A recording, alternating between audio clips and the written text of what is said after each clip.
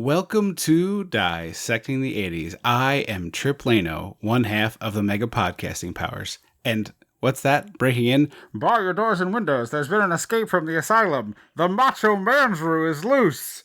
Andrew Lano. I like that one. That was a good one.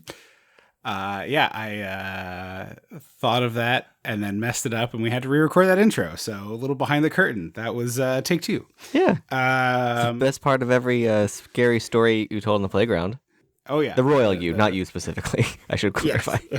Yes. It's like, wow, you have very extensive knowledge of the scary stories I told in the playground.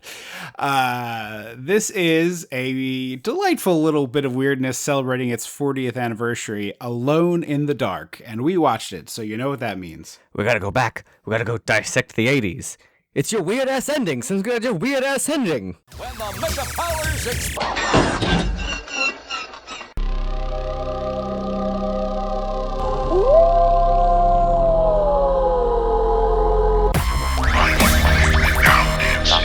It's time, Riley.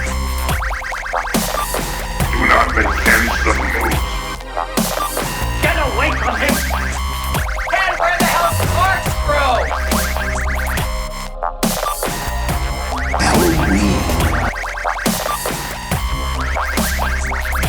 Wolfman's got narc! Rest in peace. Yeah, very, very strange ending. I mean, a weird little movie that has like a lot to like and a lot that's a little dull. I would say. Have you seen this before? No, but I was just excited based on the cast list. Yeah. I think they were banking on that being the whole thing, because, Yeah. you know, not much else. And even watching them, you're like, okay. Well, the real problem is like it seems like Jack Palance filmed 3 days on this movie. This is like the thing they do now, the geezer teasers that they, get actors like Bruce Willis or somebody where they stick them in a movie for like 6 scenes and then spread those out over the course of a movie and they film them, That's what I thought they were going to do with Laura Dern and company for Jurassic Park. They were a little more than that, but I was like, Barely, I swear to Christ, if what we saw in the trailer is all we saw of Laura Dern in this movie, I'm mad. I'm convinced based on how unrelated to the plot the original characters are for the majority of that movie that was what was going to happen, and then at some point somebody was like, oh shit, people really want to see Laura Dern and I assumed that Sam Neill. Thank you, and Jeff Goldblum. Like, people are desperate to see those three. That was the problem. Goldblum was teased as coming back for the last one, and then he was like, I showed up for one day. That was it. You see, I won't do a wardrobe change. In fact, I refuse to do a wardrobe change. So if this is not my show, my reality show, so there's no whimsical changes.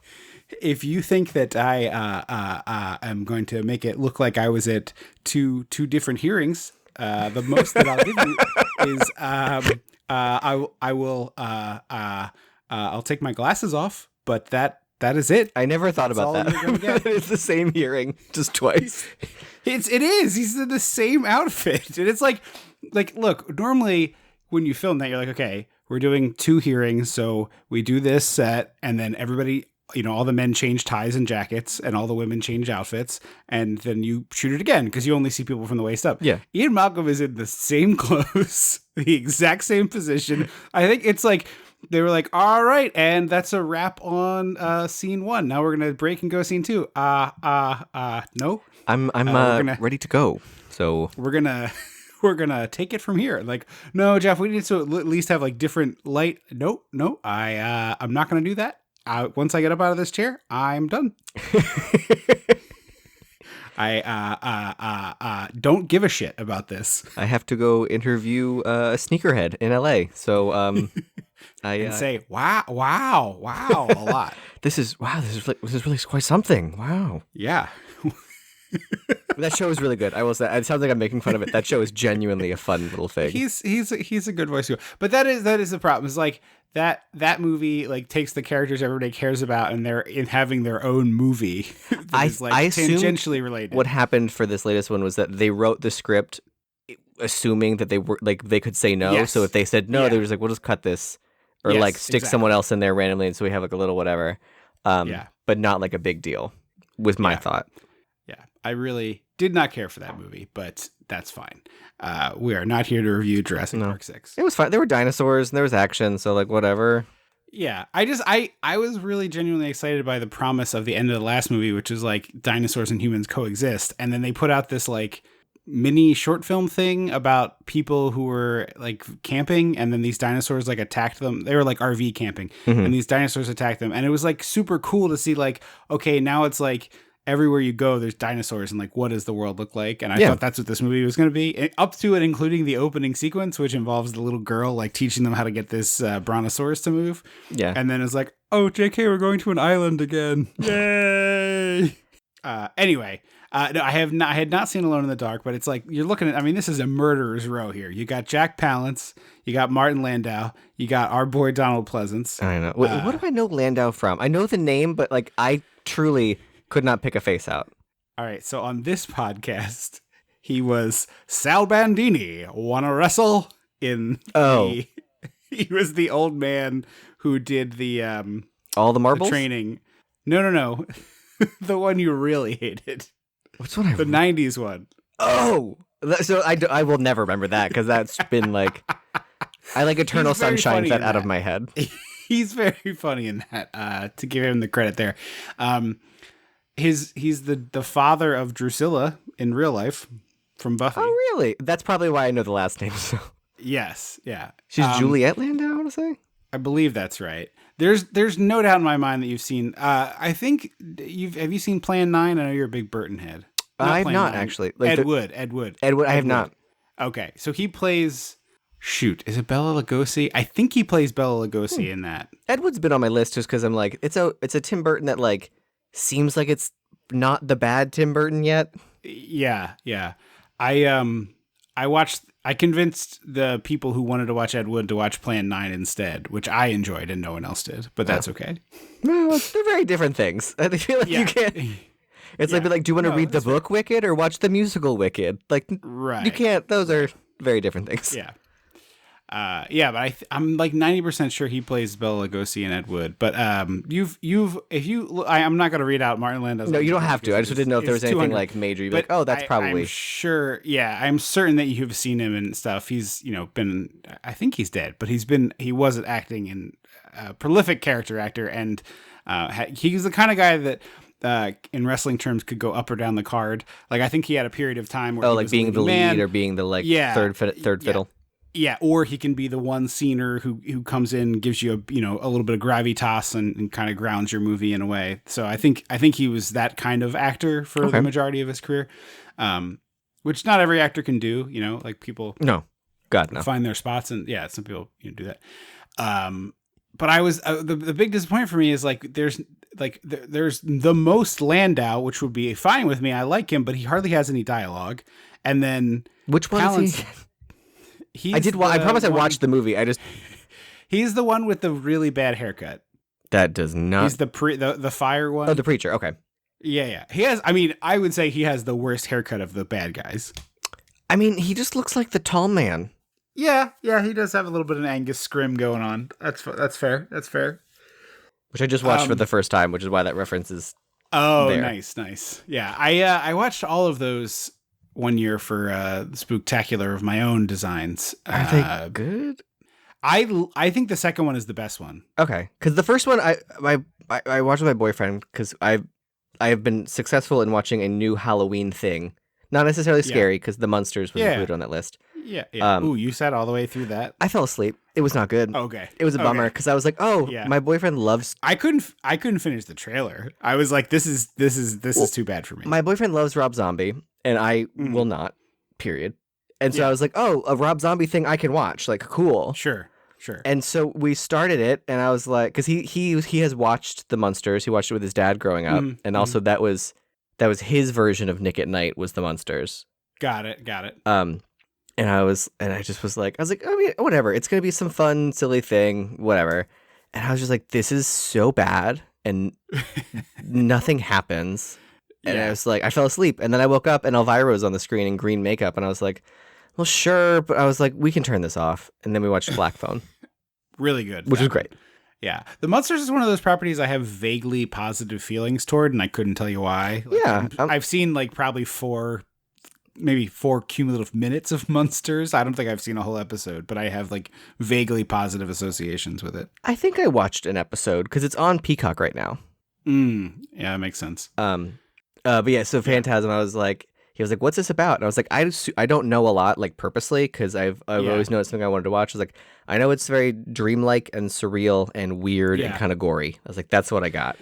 The thing I like about Phantasm is that all of the movies have the same, boy, look at this group of friends getting together and making a movie together energy. Okay, And I can feel that. That persists all the way through, but the quality dips with each one. And the last one, Ravager, I think is the worst one because it's very independent, like super indie movie. It's like 2016, right? Like it's recent. Yeah, or it might be even later than that. It might be more like 2018, but it's like I couldn't finish that one. It's got a lot of Adobe After Effects, like out of the can, onto the screen sort of things, which I get how you do that if you're making that movie, but I'm just like, not for me. I liked it better when it was like small and practical. But the second one is much like Evil Dead 2, where it's like, hey, we like that movie you did. Here's a bunch of money. And they're like, okay, so we'll make a sequel. And they're like, could you just make it again? Could you do that? And it's like, I know Evil Dead 2 is more complicated anyone with the rights. back other than the tall man? Everyone is back except they recast the I think his name is Mike. The little kid or the older brother? No. There was an ice cream man, an older brother, and a little brother. All right, so Reggie the Ice Cream Man is in all of them. He's the best part about all of them. Okay. Reggie. He is always getting seduced by women, and I'm like, Reggie, look at you. You don't get seduced by women. Yeah. This is not you.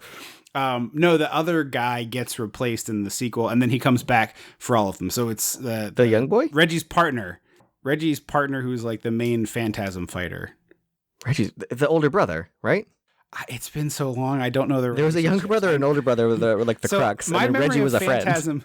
My memory of Phantasm is there's a young kid, an older man, and Reggie, and the older man. Yeah, the older man is is the kid's older brother. And they're like saving the kid. Yeah. Okay, so the guy who is the older brother then is a different actor in the second one. Gotcha. That is it. Sorry. I have not seen that movie in 5 years. This is unlistenable. I am so sorry. It's fine. We're going to talk about Alone in the Dark now. Anyway, I'm going to put a timestamp. Actual podcast starts at 12 minutes. We start off with another horror heavy hitter who kind of floated around for most of her career and weirdly became like a super scream queen at a much advanced age. Lynn Shay is here. Yeah. Only for 2 seconds because her brother Bob, which is fun. Yeah. Also, produced this movie. It's Bob crazy Shay. that it's New Line Cinema and Robert Shay. Like, does that mean he gets paid twice?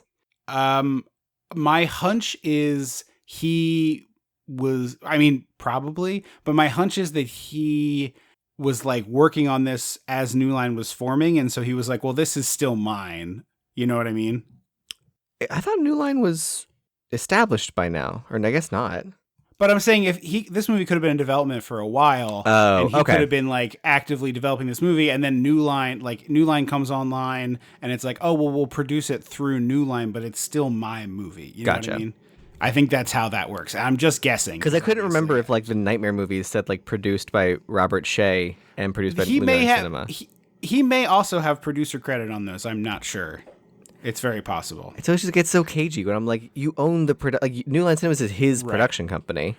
So it's one of those things where it's like New Line basically just puts the money up, and the producer is the person who's working on like actively creating the movie, and so it is two different roles. Oh, is that what right? I thought? Producer's job was like they get like what the movie wants, and they're like, here's how much money we can spend on it. I thought that was it depends. Like there are many different breakdowns of producer roles, but sometimes the job of producer is as simple as like being the person in charge of hiring and doing all of the HRE type things as well. So like it really depends on the movie, and the producer is one of those titles where depending on the movie, depending on the production, it could mean something very different. And sometimes, you know, as everybody's probably aware listening to this, there's like sometimes your executive producer credits are just like in name only, but it's a bump in the paycheck. Yeah.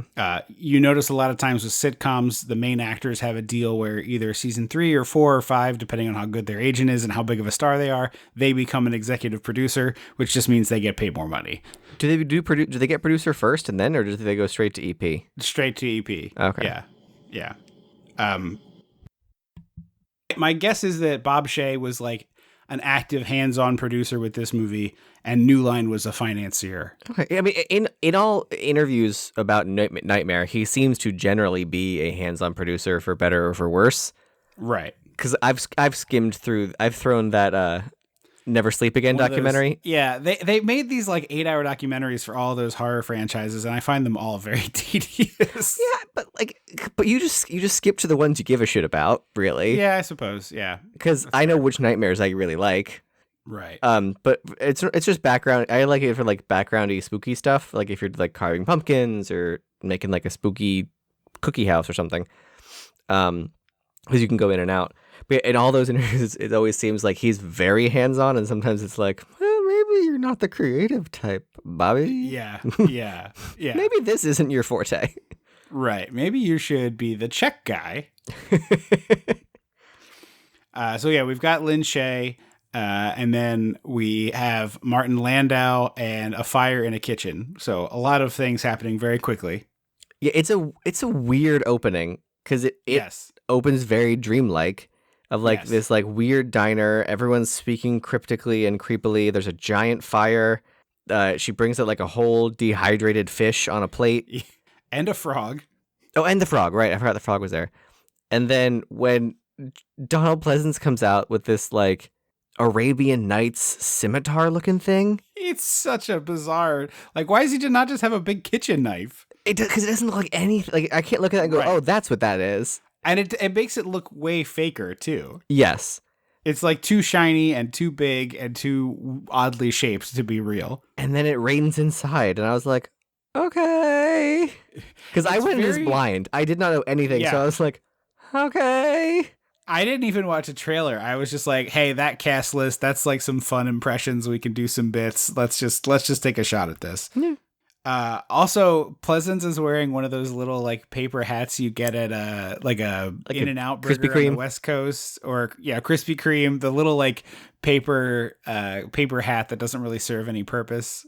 Yeah, it's like not a chef hat; it's like a car hop hat. Yeah, car hop, OG McDonald's. Yeah, exactly. And I was gonna say, it's like, this is so Nightmare on Elm Street, which is interesting because it's fully 2 years before that movie, but it's like New Line was like, we're the dream people. Yeah, I can't even imagine if like New Line had been approached by Wes Craven about Nightmare at this point. It seems incredibly unlikely. Like 2 years seems like a long time. Yeah, for that movie, yeah. So Landau gets strung up a la Bone Tomahawk. Oh yeah, I haven't seen it, but I know what you're talking about. Yeah, and strung up by the feet with his legs or feet apart, and Pleasance chops him right in the dick. Or like it cuts to black. Yeah. Well, he's like about to chop him there. Yeah. We get some nice score in the credits too, which it jumps. This is like that's the pre-credit sequence. Then we go to the credits, and I was impressed. Like the score throughout this movie is pretty solid. Yeah, I was like, is this anyone I know? Yeah. Did you look up the No, I didn't. The composer? Okay. I don't think it's like Silvestri or anything like that. No, it's none of the big names, but I was curious if this person had credits doing other things. I'll have to maybe pull that up while we're talking here. But I was impressed by the music. I thought it was very good. Way above the overall type of movie this is, I would say. Yes. And speaking of, this is directed by Jack Scholder, who did a lot of TV, and then more importantly for this podcast, Nightmare on Elm Street 2. And one of my favorite... He directed Nightmare 2? Yes. And one of my favorite recent horror discoveries, Wishmaster 2, which is truly a gem. I still haven't seen the second one. Out. Oh, it's better than the first, I think. Okay. I enjoyed the first one, so I'll check that out. It's more absurd.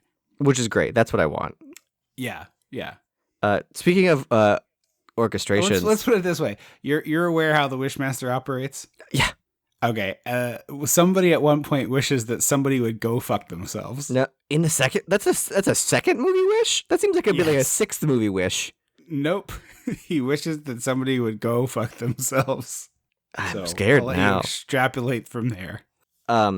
Speaking of score, did you hear about what happened with the Scooby Doo animated sequel? That what's her face is gay? No, so it's Scoob. It's the prequel thing that they did. Yeah. So Yes. The HBO Max Christmas version. HBO Max canned it because it's not movies, it's tax write-offs. Right.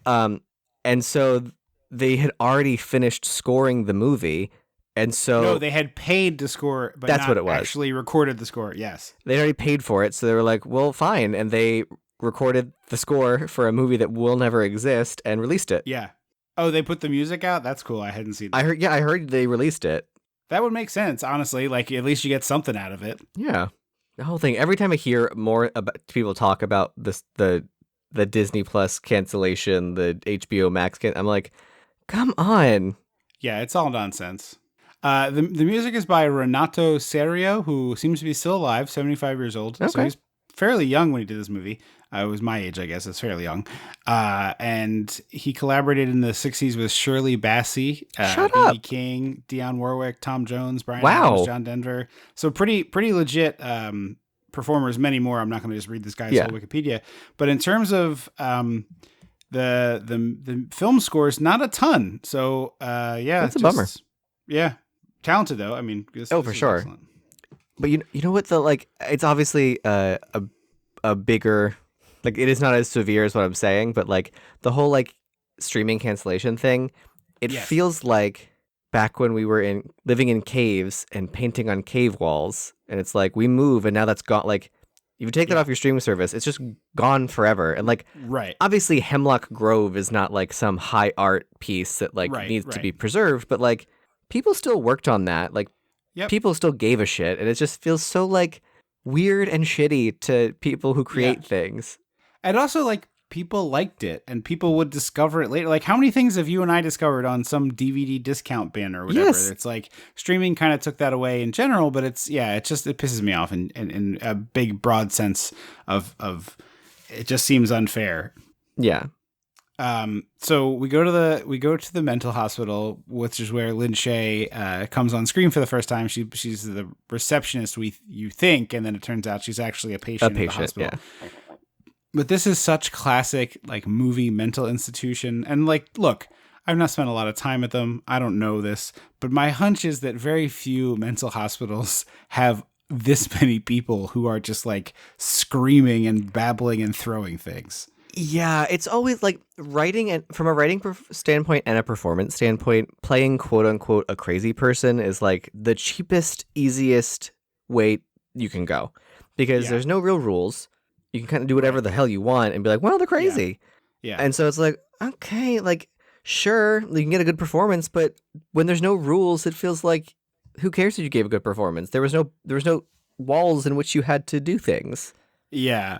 And it's this is just the classic, oh, they're in the nut house, har, har, har type stuff. Yeah. Although, headcanon, Michael Myers is here. Oh, he certainly could be. Although my headcanon is Donald Pleasance. We can call him Loomis. He's basically... Yes. Well, this is more like Loopy Loomis, because my man is, I think, putting weed in that pipe. He is chill. I watched it on YouTube because it's available in full on YouTube for free. When Yeah. he holds up what looked like a green bud, I was like, Yeah. is that weed? I'm not a huge weed person, but is that weed? I think he's a full-on stoner in this movie, because he is incredibly chill at all moments, and his philosophy is absurdly chill. Every time he comes on screen, I was a scale of 1 to 10, how high is he? And the answer is usually 8 to 10. Yeah. Because it's very, what was that DiCaprio movie? Shutter Island? Gilbert. Oh, yeah. Where it's sort of cutting edge therapy. They let Lin Shaye pretend to be the secretary, because she thinks she's the secretary. And then it doesn't really cause any harm to just let her do that. Yeah. Which I think was the plot of Shutter Island. Okay, I actually haven't seen it, so I'm pretty sure it's all like vaguely aware it has experimental a big therapy. twist. Yeah. I'm not gonna. I won't say anything further because I won't spoil. Okay. Because I think the movie was good, but Okay. yeah, he's. I was like, oh, this totally feels like where Michael Myers. Like, I was like, he's already here. Pleasance is already here. So Yeah, I just feel like they put the offer into Pleasance because come on, he's not auditioning for this, and they're like, all right, so you're gonna play a psychiatrist, and he's like, no, and they're like, oh, come on, it's like and he's like, I'm not interested. you're playing a psychiatrist who's like really invested in a couple specific patients, and only really gives a shit about them, and would probably go to the ends of the earth and follow them if they ever left. Right. And he's like, yeah, I did that before. I'm going to do that Twice. a lot more times. Yeah. And then they're like, but you get to wear Mr. Rogers sweaters. Sold. You get to wear sweaters and no prosthetic makeup. Have you been on a movie set? They're so cold. I'm convinced is what it was. Is like they're like, you can keep the sweaters. Because these are like full on grandpa sweaters. Like, I wish there was a movie where he played like a kindly neighborhood grandpa figure. Yeah. Would love to watch Pleasance just like giving kids Werther's originals. Yeah, or he could be like, everyone thinks he's like a mean old man, but then he's like, really, it's just sad because his wife died or something. You wanted him to be the old man at Home Alone. Yes, I want him to be that mixed with Mr. Fredrickson from Up. Who inexplicably gets a bunch of therapy from a child halfway through. I'm convinced it's like, 1, you don't have to get out of the chair very much. 2, you get to keep all the sweaters. And 3, you can do whatever you want. So I can be high the whole time. And it's like, yeah, okay. Sure, Yeah, that can be the character. I thought this movie was going to end with like, he was not the doctor. Yes, 100%. I ended up watching this movie in 2 parts. I like fell asleep watching it and then went back the next day and finished it. And for I guess because of YouTube algorithm stuff, when I went to go start it, there was some video from somebody that was like, the big twist in Alone in the Dark is one of the most effective movie twists. And so I was mad because I spent the whole time like waiting for a twist. Did they mean the 2005 one? Oh, they must have. But no. There is an Alone in the Dark from 2005 that has nothing to do with this. I swear the poster the thumbnail was this poster. Oh, I mean, it could be This movie doesn't really have a twist, though. Yeah, it's the blood one. The blood one? Yeah, the bleeder. Oh, yeah. I mean, yes, that is kind of a twist. Yes, I agreed. But it is like not. I wouldn't call it like an insane twist. No. I don't know. It was shocking to me. Of all the things to talk about this movie. That's the only way YouTube videos get clicked on and put in the algorithm is you have to have a surprised face, like like you just stepped on a mousetrap. Yeah. And you have to be holding something crazy, and the title is like, the craziest thing about blank you never knew. Yeah. It's deeply infuriating. Yes. So we leave the hospital and we go to where this family is moving in. There's a new doctor coming to the hospital. Well, yeah, so the doctor is this new doctor is at the hospital, meaning Donald Pleasance, and now he's home with his family. Yeah. And we get a classic moving mistake here, which is doing the crisscross on a box. You never crisscross a box. You close those panels the way they're supposed to be closed, and you tape the bottom. And if it's heavy, you tape the sides too. Where do you tape on the sides? You tape the side seams. Oh, like the up and downs or the flats? So the bottom of the box will have 2 north-south flaps and 2 east-west flaps. Yeah. And then you end up with like one line being, north-south or east-west, depending on how you do it. And then you make like a capital I. You tape the other seam. Oh, gotcha. Okay. Tape the other corners. Or edges, rather. They drop all this stuff. It falls over the place. And I'm like, you two are too old to be making this rookie mover mistake. Come on. You got a kid. Well, he drops some kind of like sculpture. That's the word. And the wife, I think, says, I can make another one. Mm-hmm. And I was like, oh, so she's a sculptor. The sculptor, that's going to be a thing. And then it's never talked about again. Nope. Yeah. The mom and the daughter get like half a character each. And it's just like almost a character. She's too precocious, that little girl. Well, it's like this little girl is basically the little girl Will Smith shoots in the head in the Men in Black training montage. where they're like, why'd you shoot her? And he's like, well, she's got all those textbooks. She's not scared of the monsters. I think that girl's probably up to something. And it's like, yeah, that's what they wanted you to learn. This girl laughs at a Don Quixote reference. When she laughed at that, I was like, get out of here. Yeah, like she doesn't get this Don Quixote reference. Get out of town. She's 12. Nobody really gets the Don. Like they know the phrase, but nobody really knows what it means. Right.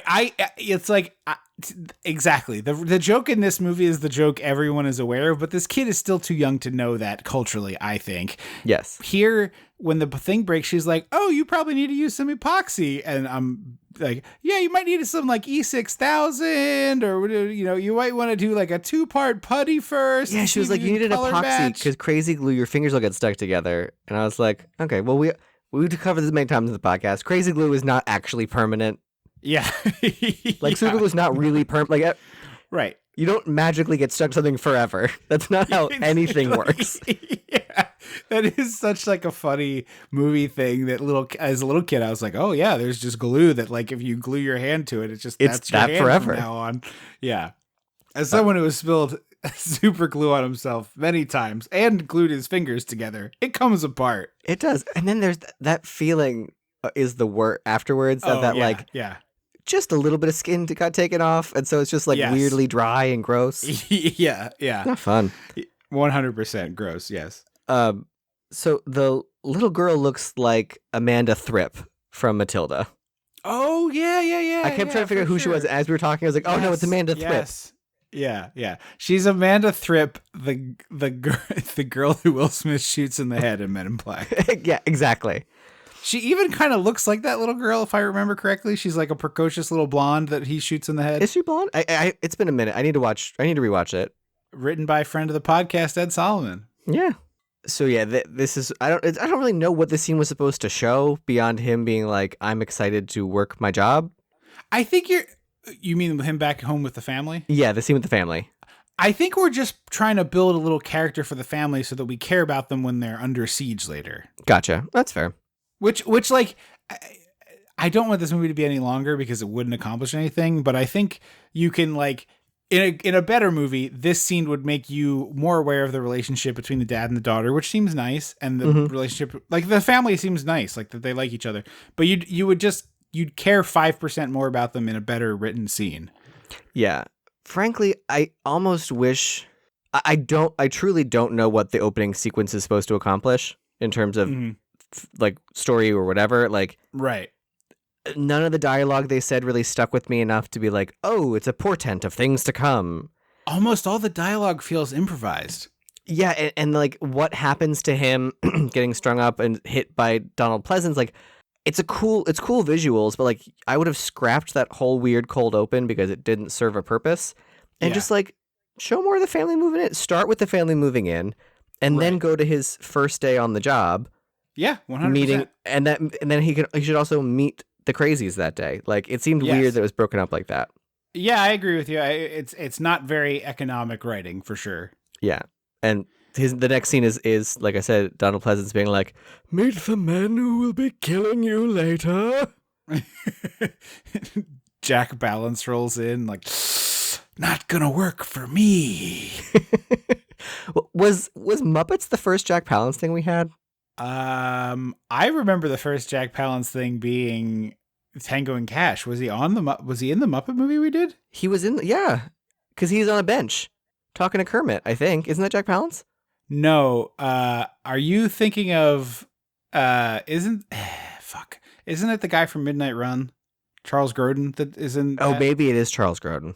Yeah. No, Charles Grodin is because I think Charles Grodin is the actual like real character in the movie. I think Jack Palance is like a man on a bench in the movie, like in one scene. I don't know. Charles Grodin is the one who wants to fuck Piggy. Apparently I hadn't figured out yet that one of the 3 impressions I can reliably do is Jack Palance at the time, or he would have been a more featured character in that Muppet review, because I don't remember him at all. I just remember really liking Tango and Cash, loving that movie while I was watching. I'm going to check. 1 second. He seems like exactly the type of person that would have a park bench cameo in a Muppet movie. But I had not figured out that if I go, I can get to Jack Palance. So I think it's Muppets Take Manhattan. No.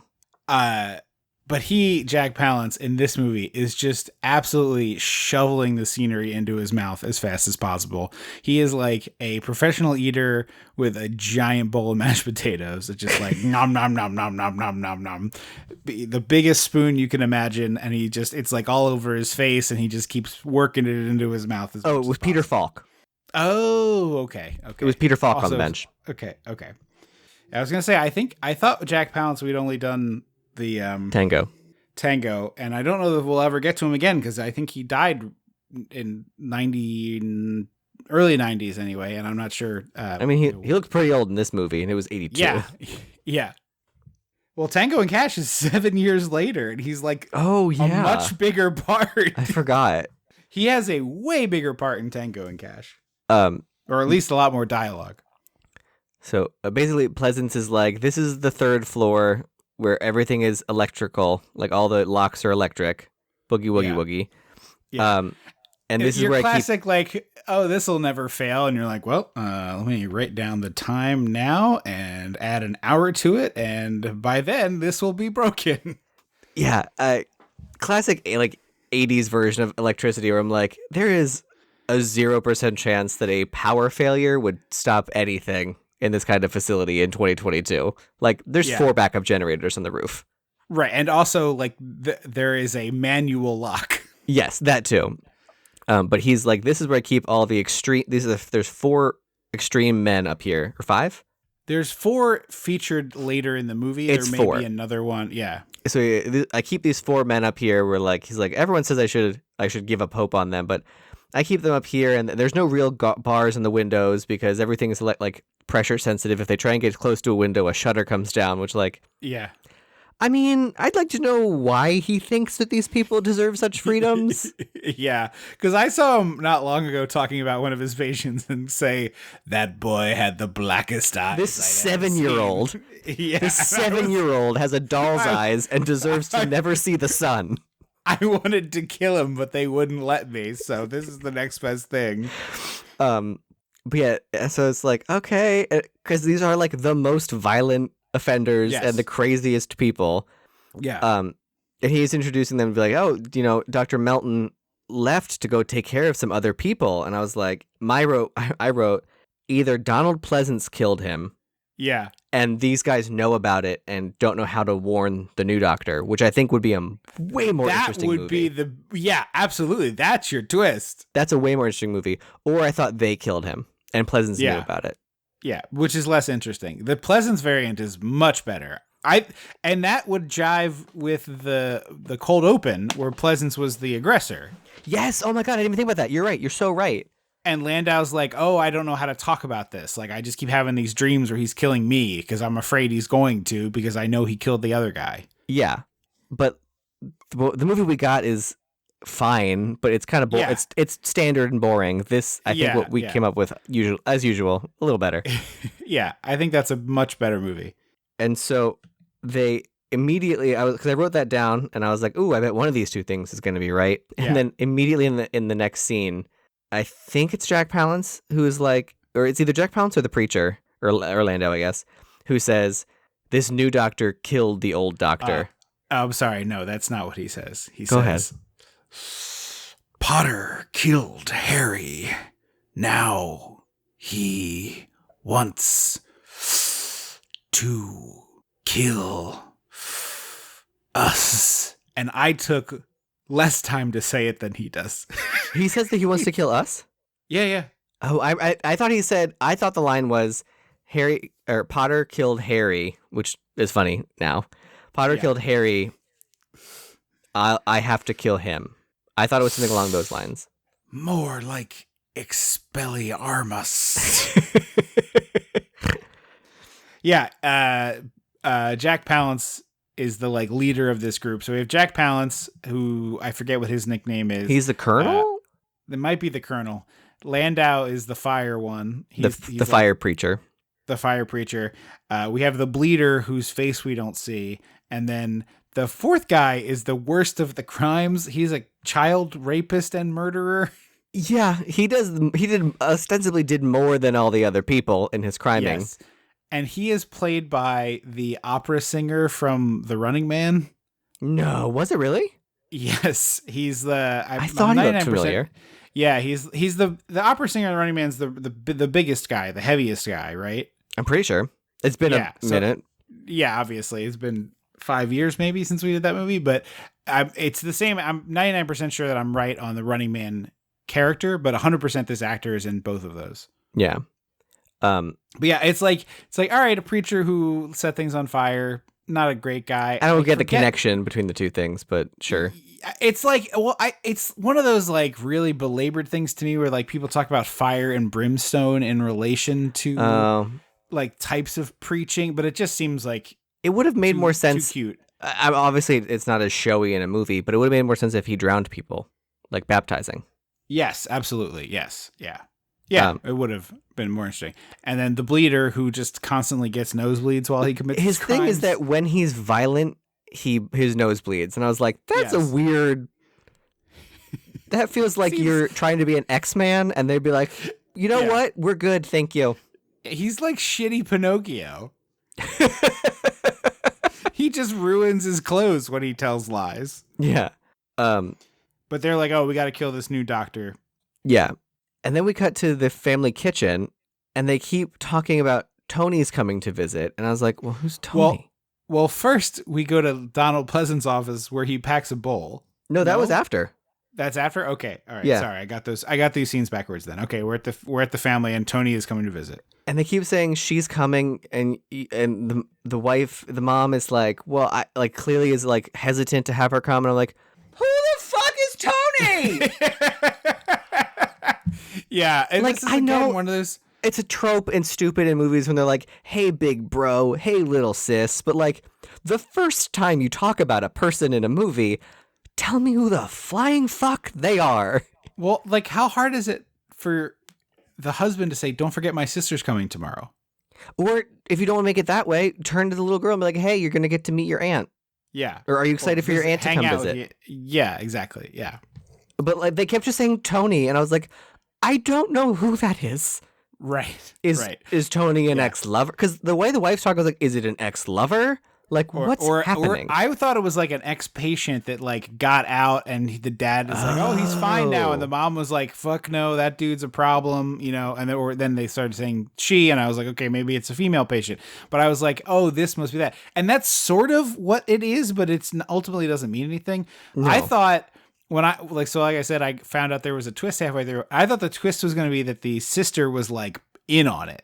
Oh, okay. That she was like part of the gang that like, you know, she knew these guys or knew one of them and like helped them escape or something like that. That would have been interesting. Yeah. But yeah, they kept talking about Tony and I kept being like, I don't know who that is. It is the doctor's sister who is just being. But we won't learn that for another 25 minutes. Yes, but she just recently was released from like a mental hospital of her own.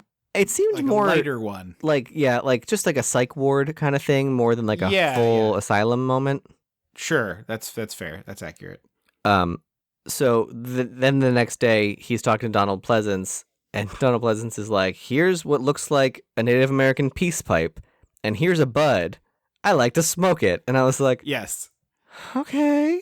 He's 100% packing a bowl here. Like, everybody's chill about it, but it's crazy that he's just like, time to pay the reefer. Who brought the Funyuns? Has anyone seen the lighter? Damn it, Erica, where's the lighter? You had it last, I know you did. Get me a block of cream cheese and a bag of Cool Ranch Doritos. Does anyone know where the isopropyl is? I need to clean this thing. It's so disgusting. We have two very different go-tos for stoner riffs. I was just trying to do a different bit that was like a complimentary bit. No, I just thought it was funny that you were more practical of the act of smoking, and I was like, well, munchies. Damn it, Erica, I know you have the lighter. I'm getting one of those ones with a string and we're tying it to the coffee table. I'm so sick of this. And so like clearly the new doctor, Dr. Potter, is like he's like, I don't think this is the best way to handle all the situation. And then he talks to, is it an orderly or a guard? Or are they the same thing? He's sort of, I think normally that is two different jobs, but he seems to be both. It's actually a character actor, Brent Jennings, who's, I thought was excellent in Lodge 49, which is the Wyatt Russell thing I've talked about here before. But he's also like sort of a scene stealer in the movie Moneyball, which I don't know if you've ever seen. I have not. It's the Brad Pitt baseball one, right? Yeah. But he gets a lot of really killer deadpan lines. Does he work with Brad Pitt, or is he a baseball player? Yes, he's a scout. Okay. Yeah, he's much. I mean, it's like 35 years later, so he's much older, but he's a scout. But there's a great scene in which Pratt and he go to this guy and they try to convince him to take Pitt? on a new. What did I say? Pratt. Oh, well, they are talking to Chris Pratt. That's why I got confused. Oh, I didn't know Chris Pratt was in that movie. Yeah. Chris Pratt plays a baseball player being recruited by Brad Pitt and Brent Jennings, and they're trying to convince him to learn a new position, which he's never done. You know, he's never played this position before. And Brad Pitt's like, it's not so bad. It's easy. You'll pick it up. And Chris Pratt's like, really? And he looks to Brent Jennings and he's like, and Brad Pitt's like, yeah, tell him it's not hard. And Brent Jennings just totally deadpan. It's like, it's incredibly difficult. Oh, I think I remember that from the trailer. That sounds like a trailer line. Yeah. It is a trailer line, but it's like a very good, just totally deadpan. It's incredibly difficult. It's good. He's a talented actor. Yeah. He doesn't get a lot to do here, but he's good in his little scenes. Unfortunately. Yeah. So we cut right to him and he's like, you want some herbal tea? And like raises his eyebrows. And I was like, are you steeping weed in water? 'Cause that's gotta be the most disgusting thing you can drink other than bong water. Yeah. I also don't think weed works that way. Like, I know you can do the butter. Yes, but I assume it's not the same process to make water. Weed water. I thought that was like a wink, wink, nudge, nudge to like that's how they say smoke a bowl. You know, like people have their little. They're like, oh, let's go take a walk in the garden or whatever. Like people have their little, whatever they say. And then he tells, for some reason, the inmates told him, he was like, oh yeah, they think you killed the previous doctor and they're gonna kill you. Which I was like, oh, we're just gonna like. Okay, cool. I thought that we were going to like simmer on that for a minute, but no, we're just going to dive right in. And the doc's like, come on. And he's like, no, really, they definitely want to kill you. And he's like, yeah, I really got annoyed with this like lead doctor character. He was really too chill about too much. Absolutely. Way too nonchalant. And so the inmate comes in, I think it's the preacher, and he's like, I need a match. And Potter's like, no. He goes, well, Donald Pleasance gives me matches. And he's like, well, then you can go ask Donald Pleasance for a match. He walks up to Pleasance and he's like, I need a match. And Pleasance is like, here, keep the pack. I got my lighter back from Erica finally. He like pulls out like the box of matches you have on a fireplace that's just like overflowing. And it's like, he's an arsonist or like a pyromaniac, I guess we would say, because it's a mental issue. Yeah. You're a bad therapist. Like, point blank. It's like, it's one of those things where he's like, oh, we're doing the sort of therapy where they're in control of their urges. And it's like, well, are they in control of their urges or are they not? Because it's one thing to give matches to someone who has taken care of this as a sort of like, some people quit smoking and carry a cigarette around, right? Yeah. Like I've known people who like, they have like a little vial or something. And they're like, I smell it. I carry this. Or just like, I know it's there and that makes me not use it or whatever. So like I could see that. Or like we're controlled in a room and we're going to give you one match and just going to hang out and talk. Right. Like, here's a whole pack. Don't set the house on fire.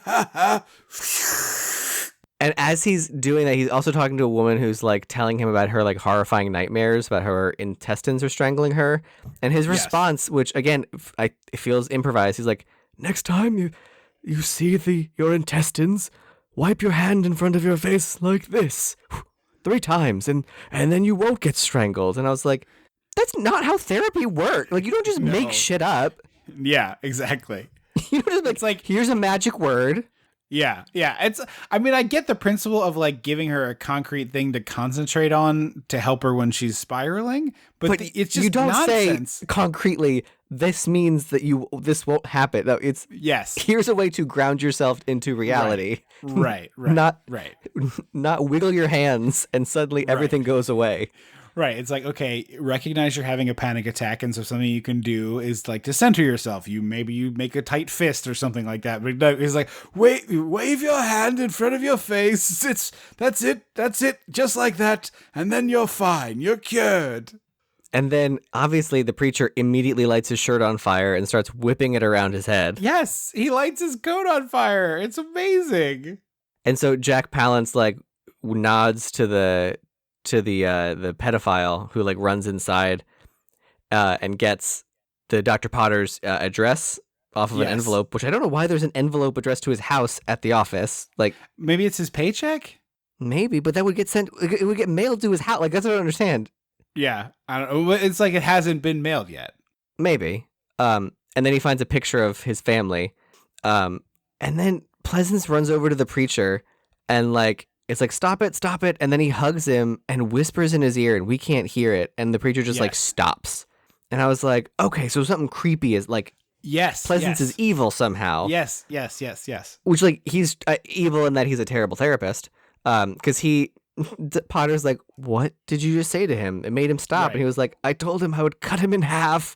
And I was like, well, that's not really like, you gave him the matches knowing what he would do. So this feels like, what are we doing here? What are we trying to accomplish? And also threatening your patients. I'm not a doctor, but that seems bad. Yeah, definitely seems like a bad thing to threaten them in such a severe way. Yeah. By the way, the child molester guy, the character from Running Man was Dynamo, which makes me think it is the one that sings. Yeah, that sounds right. I wrote it down in my notes. I just hadn't. Oh. I forgot that I did that. So now Tony has arrived. We still don't technically know who she is. Yes. They went all out with half a can of spray color in her hair because she looks like a fucking cheetah, or the pink elephant from Rudolph the Red-Nosed Reindeer. Sure. It's just like this frizzy side pony that looks like the mean girl from Sleepaway Camp. Oh, right. I totally thought she looked like her. It's not Angela. I always think it's Angela, but it's not. Yeah. I don't remember. Judy. But she does. Yeah, she does look just like Judy from Sleepaway Camp. Except she's got color spots in her hair. Yeah. And again, they have not told us who this woman is in relation to the family. And instantly she's like, just talking like normal. And I'm like, you need to tell me who you are. Yeah. Again, very simple line of dialogue. Don't forget my sister's coming tomorrow. Mm-hmm. Or is my brother home yet? Right. When is my brother getting home from work? Right. Something. So she takes them to a punk show. Yeah, she goes, there's this punk band that I really want to take you guys to. I think I want, like, clearly, like, you're putting me up. I want to take you out. Like, that's how it feels in the energy and the dialogue. Mm-hmm. She does not tell them how they should dress or, like, maybe tone down your button up, suburban thing. Right. They go to the punk show called the Fuck Sticks or something? The Sick Fucks. Oh, the band. I thought the club was the Stump or the Stomp. Yeah. He has to pay. Dr. Potter has to pay to get in because there's a cover, which is gross. I hate you gotta covers. pay the band. I know, but I hate covers. I don't mind a cover if there's a band. In College Park, where I went to school, there was frequently an event of like a performance event of some kind. Sure, yeah. But where I went to school, there was frequently a cover just to get into the bar to then go pay for drinks, and it always drove me insane. My friends were like, let's go here. I'm like, they have a $5 cover. No. Yeah. But she brings them here and then immediately leaves them to go mosh. And I was like, I thought the whole point was that you were like gonna like take them out together. Yeah. Nope. The sis just wants to hit the pit, and I love the doc literally shoving. Is it a paper towel or a piece of paper? In his ears? Tissue. I think it's toilet paper or something, or tissues. Yeah. She's moshing. This band looks weird. It looks like the weirder version of Oingo Boingo meets Devo. Yeah. Definitely art students. Yes. Oh my God. Yes. These are insufferable art students. And the lights go out in the club, and we cut to Landau in the hospital, and he's like, I did it. I turned off the lights. And you're like, well, wait, did he? I don't. I think it was supposed to be. What did I say? Happenstance. I think it was just happenstance, which I liked. But how did he know? That the lights went out. Yes, Because the lights went out. but he wasn't there. It's a citywide blackout. Right. Okay. I forgot. That's how they escape. Right. I forgot about that. Remember the whole electronics? Yeah. I'm sorry. I'm a little tired. I forgot that part. Thank you. I sound like an idiot. I'm leaving it in. Don't worry. But yeah, it's a citywide blackout, and I wrote, of course, in 1982, there's no generators at this hospital. Later, they go, the auxiliary generator didn't kick in, and I was like, there was a generator? Right. That feels like, why would you even put that line in the script? Just get it out of here. Right. And Brent Jennings sees the power go out. He's like, oh, I'm in trouble. He grabs a butter knife and then sort of thinks better of it and is like, I'm just going to let them go. It's not worth my life. And he hides in the closet. Mm-hmm. And they like do a Scooby-Doo, like, dun, dun, dun, dun, dun, to walk by. And then they get past his room. And they're like, oh, wait, we forgot to kill the orderly. And they go back to do it. And it's just like, oh, man. It's a bummer because they like fake it out first. And they pull him out of the closet. And then they stab the wall next to him. The pedophile guy does, and I was like, okay. And then the preacher kicks him, and then he gets fucking baned. Yeah, he gets a full-on wrestling style backbreaker, like lift up in the air and smashes his spine by dynamite. Except not wrestling style because he's folded in half like a lawn chair. Well, okay, it is the wrestling one is like the punch is pulled, but it is that move. Yeah, it's what Bane does to Batman. Yeah. And then someone drives up to the hospital, and I was like, I don't know who you are. Have we seen you before? Right. Are you here to help the bad guys? Because as soon as he sees them, he like jumps in his car. Like, oh no, you're not. And then like he wastes time rolling up his window before starting his car, and I was like, no, peel out. Two different people do that in this movie. Peel out. Right. Also, Like, why are your windows down? Roll the window up while you're putting it in reverse and moving the vehicle. Like, I Yes. feel like you can operate a crank while that happens. And then this is where I was sort of like, they show them getting home from the club, and I was like, how is the doctor not immediately concerned about these third floor patients? Like the second I'm like, oh, it's a citywide blackout. Oh so shit. I think that's why they have the line about the generator, so the doctor isn't concerned. Okay, that's fair. Which is like, again, like it's still shitty screenwriting, but I think that's what the point of that line is like, so that's why that's the answer to your question there, I think. Yeah. And then it's really crazy how fast this like not major city turns into a flaming loot show. Because like it feels New York. The setting felt like where we grew up. Everything's like a 20-minute drive. Like nothing's super close. So like I can't imagine there'd be like, oh, there's a total blackout. Let's drive 20 minutes to the Kmart to set it on fire. Right. It's like, it's, years ago there was a New York blackout that did have a bunch of looting, but it was immediately in New York happen. where everyone can walk places. But also it didn't happen like the second the lights went out. No, it took a little bit. It took a little bit.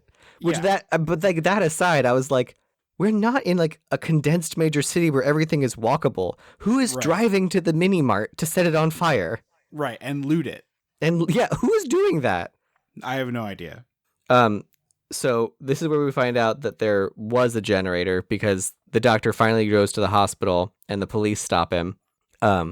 Which again feels like should have been a safeguard. Like the second that the electricity goes out in the hospital, there should be a signal sent to the police to like go here. Yeah, for sure. Although no, Donald Pleasance doesn't want the police involved because they'll shut down his program with them. Which right.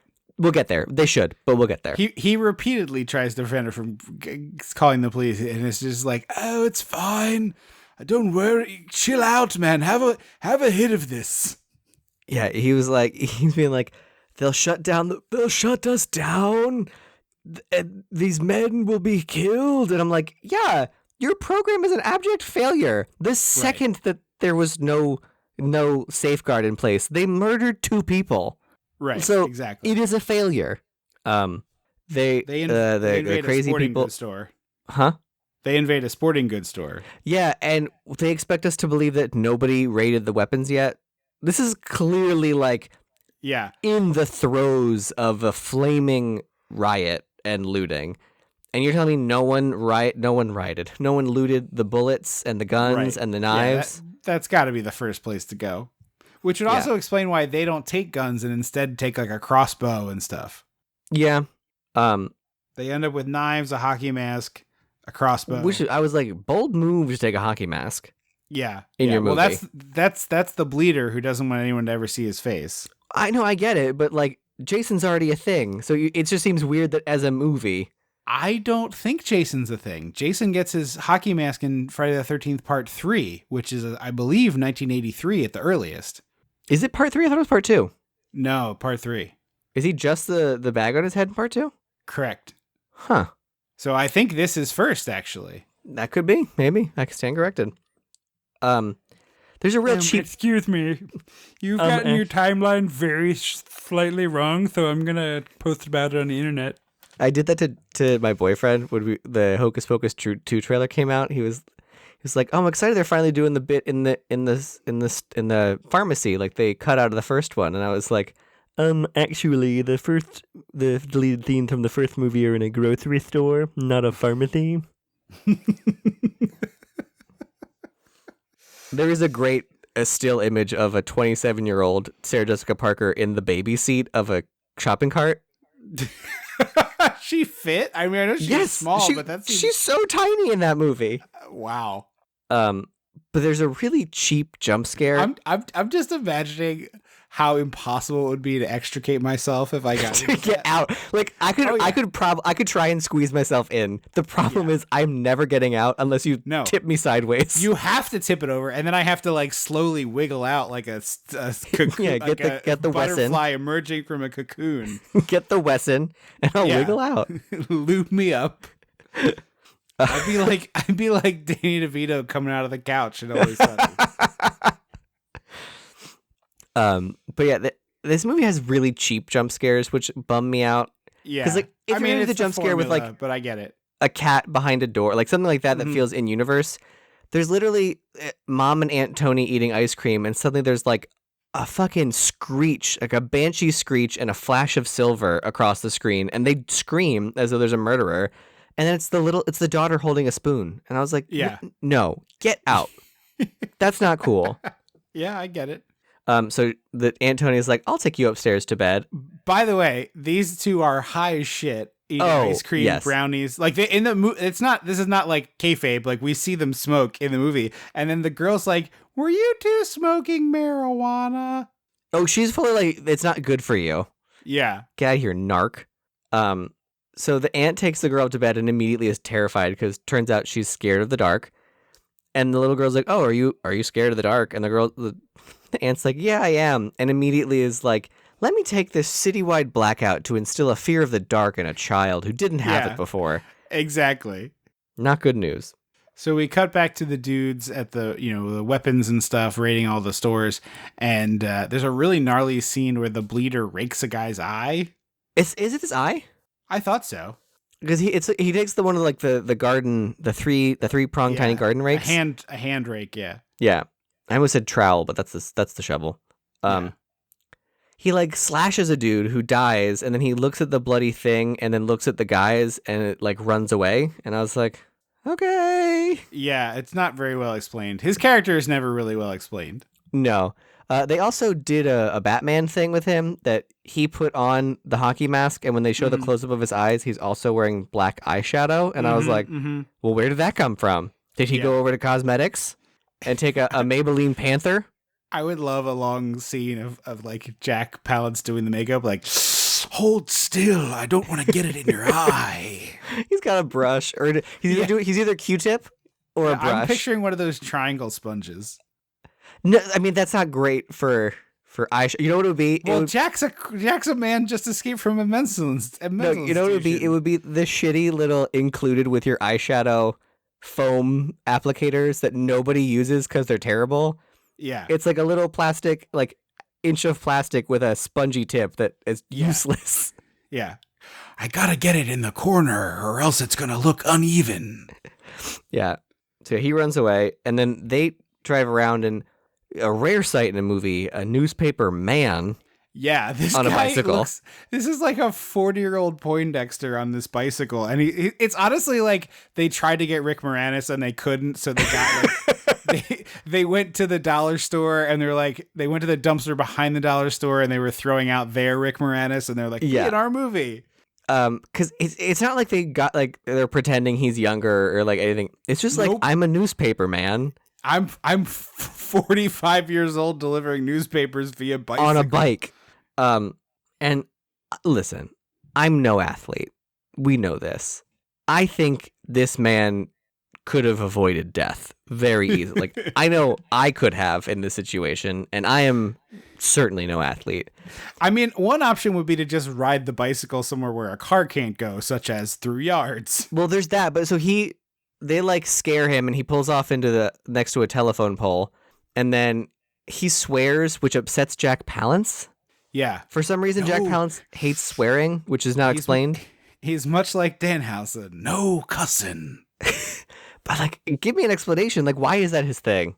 Yeah. I like to keep things clean. And so he's like, you guys are assholes. And then the truck is 7 feet away from him at this point. It's a little further than that, yeah. 7 to 10 feet away. He is on his bike firmly. He's not stepped off it. He's like straddling his bike. Right.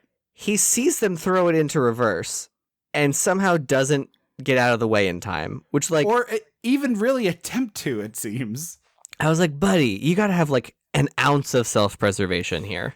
We do get an absolutely great stunt launch though, because they hit the guy and it's clearly a stuntman. I thought he was just gonna squish into the pole, the telephone pole. I did too. Yeah, no. Instead, he gets absolutely launched, and he still dies, but it looks very cool. And then they let Landau out of the car to take his hat, which is the whole reason for the kill, I guess. Yeah.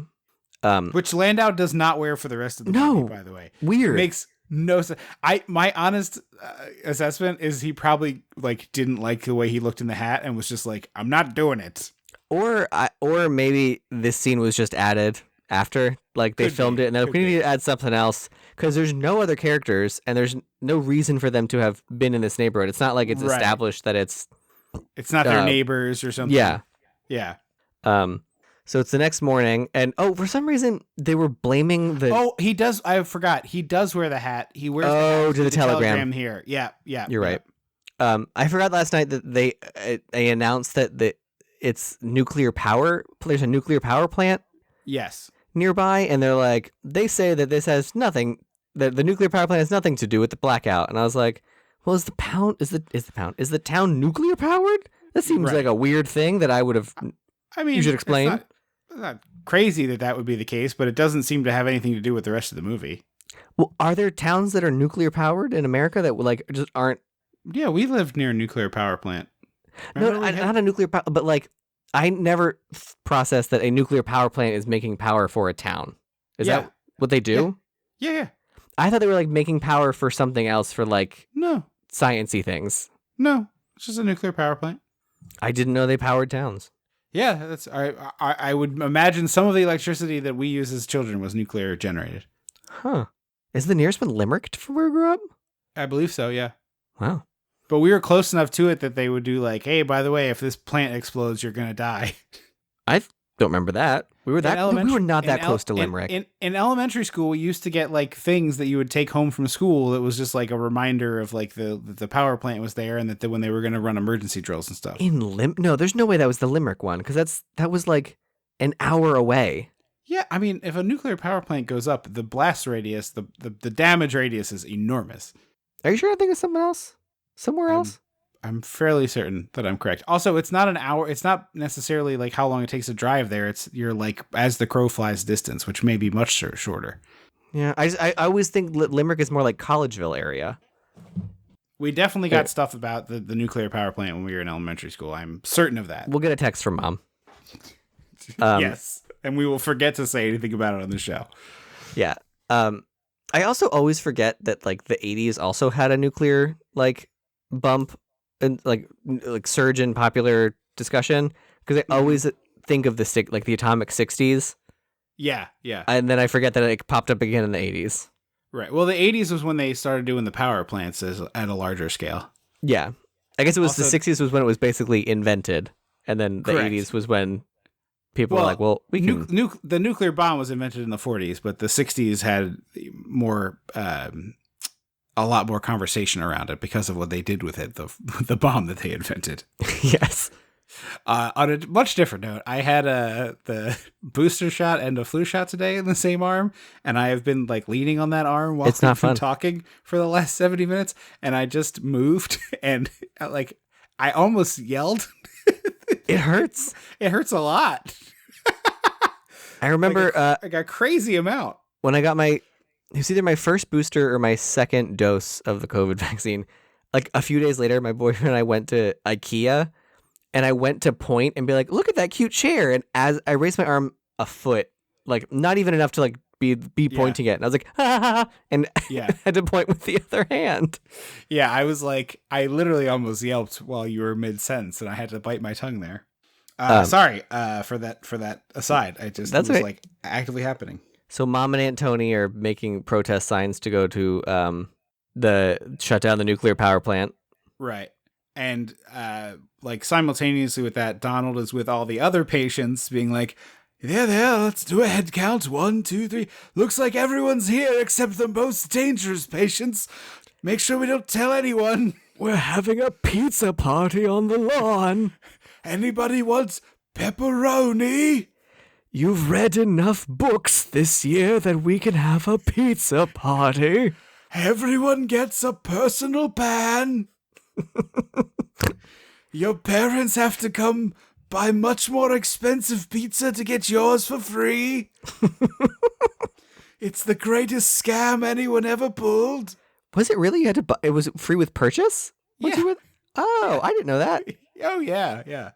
I mean, look, one, it's not hard to convince a family to go out for pizza. It's like Yeah. a great budgetary way to get it. Encourages the kids to read, so what parent is going to be against that? And you get free food. It's not like if you went out for pizza and it's like you get a bonus pizza, right? Like they were going to buy Yeah. a large pepperoni and now they get a personal pan with it.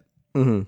I just never knew that there was the purchasing aspect. Yeah. But this is where Pleasance says for the first time, like, oh, we can't call the police because they'll shut us down. And I'm like, they should. You failed.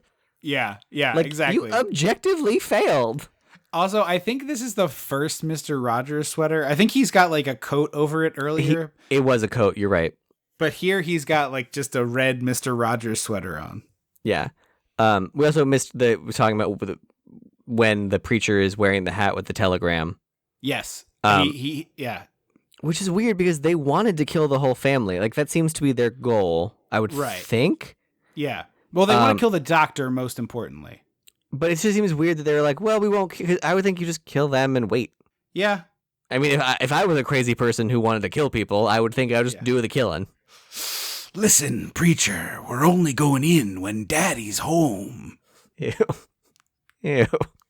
And the wife is like, you can give it to me, the telegram. And he's like, I can't. I'll come back later. Yeah. So this is You where give it to him. we see the pedophile is in the house when the little girl comes home and no one is home because mom's been arrested. Yes. Also, she is wearing Paddington's coat. I don't know where she got it, how The she got toggle? it from him. It's Yes, a navy toggle. It's a green toggle. It's the Paddington. It's fully the Paddington. Is it green? I thought coat. Paddington was navy. No, it's green. I thought he was navy with a little red hat. It's green. Oh. Because we had one at home. I briefly wore it for a time. Oh, that's right. I must have been gigs, but I wore it for a while.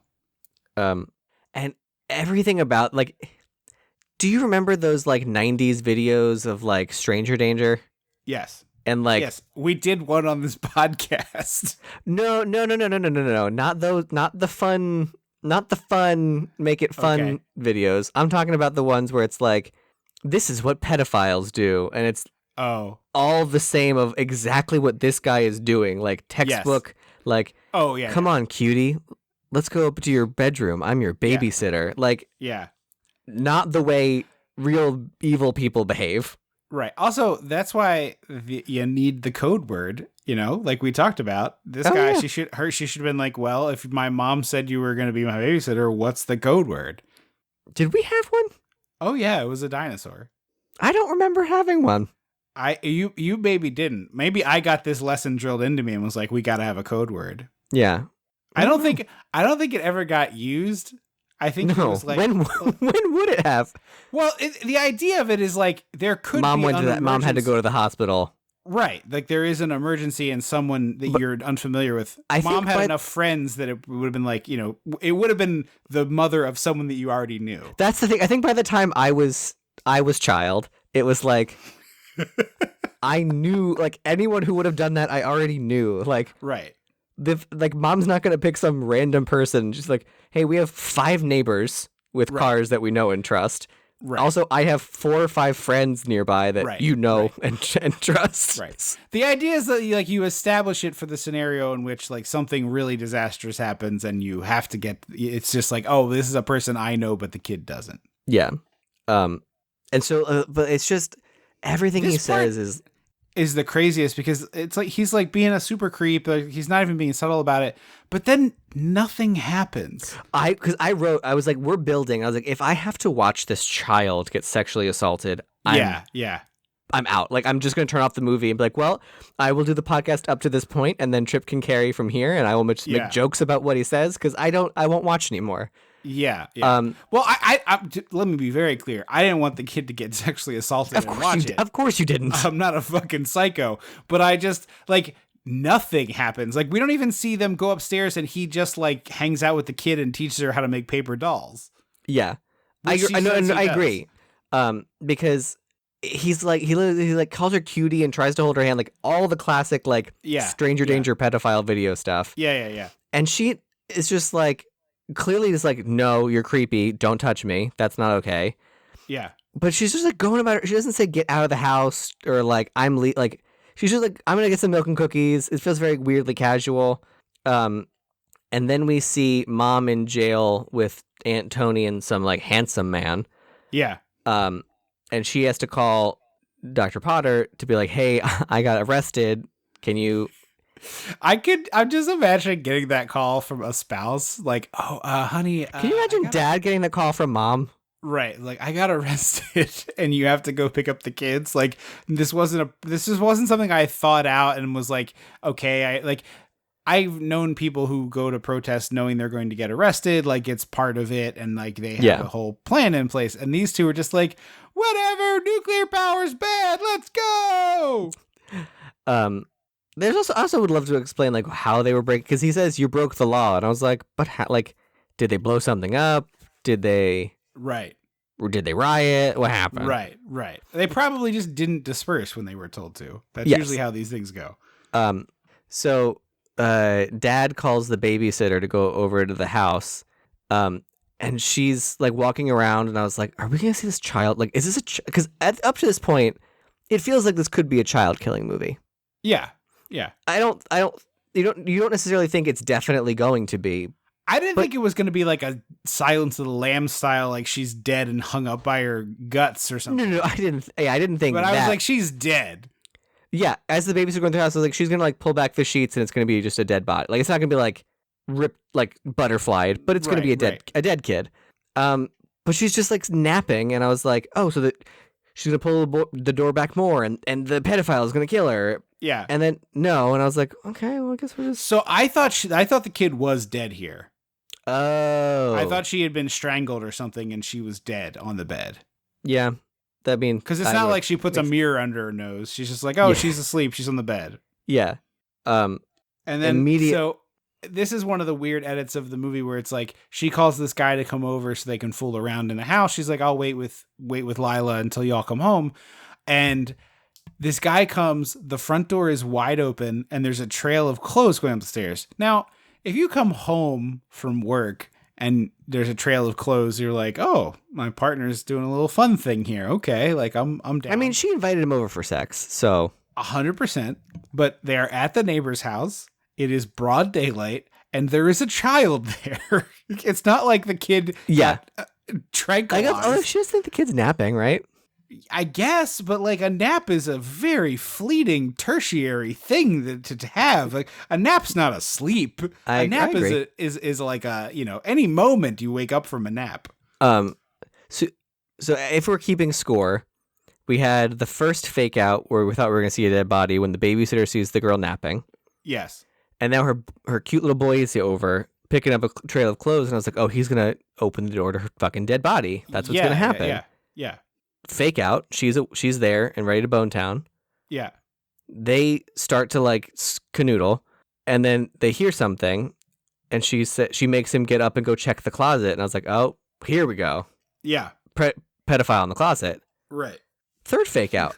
You got your classic pedophile in the closet here. It's a classic, it's classic pedophile in the closet. We've all seen it.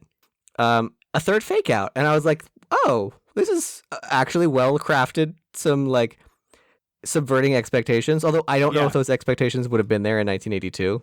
Yeah. Also, circling back on things, one, the pile of clothes thing, I'm just like, it's a stranger's house or the neighbor's house or whatever. It's like, if he's going to be doing this, he needs to be like picking up the clothes as he goes so that they're in the same place. Oh, okay. I don't remember him picking up the clothes. He was collecting them. And number two, this poor actress, this sex scene between them is like, it's one thing to be naked. It's another to have some like random dude like licking your nipples and stuff in a movie. And it's just like, why is it this? Like, why is it this? Because boobs. Because boobs. But like, I have no issue with the nudity. It's just like, have them be naked and make out. Like, what are we doing here? Also, the underwear she's wearing is awful. It's like a loincloth. It's like it's a loincloth that connects, gathered on the sides and connects at the middle. So it's just like a diaper. It's a so thong diaper. Looking. Yeah, it seems so uncomfortable. Or no, it's a bikini diaper. A bikini diaper, yeah. So he checks the closet, nothing there, and I was like, oh wow, this is all right. I'm guessing something's gonna happen now. Like something has to happen now. We've built this up too high. And as he walks back to the bed, in a callback to what the aunt was afraid of earlier, he gets grabbed and pulled under the bed. Yes. And then she thinks it's a prank, which is hilarious. Like, in what way does physics work that you think he got, like, he was able to propel himself under the bed feet first, and then knife? You can throw yourself backwards, like... Yes, but then how do you get under the bed? He would have to scuttle. Yeah, but she can't see. She's in the back of the bed. You would hear a scuttle. I don't know. You can't scuttle silently.